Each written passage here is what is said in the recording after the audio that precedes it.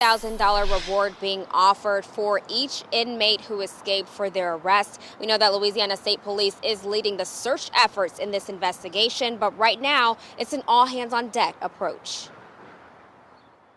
The people of this community deserve answers. These victims and these witnesses deserve answers.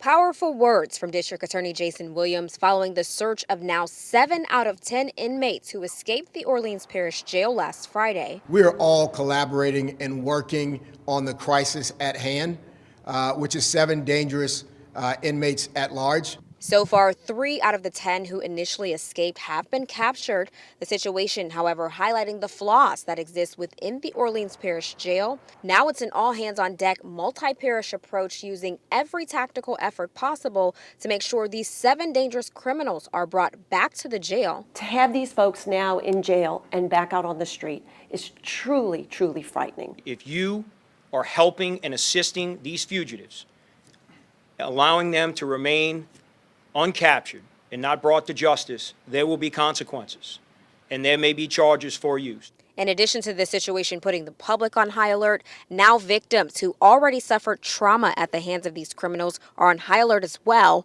in addition to the prosecutors who tried their cases. Any family member who is scared or frustrated, they have every right to be, because this should not have happened. The escape happened around 1 a.m. on Friday, and the public wasn't notified until about 9 hours later. Through the victims' rights legislation, they have the right to be notified immediately that an escape has occurred. DA Jason Williams says it's why his office is working to support victims in any and every way possible, and they are working to prevent there being more dangerous incidents as a result of their escape.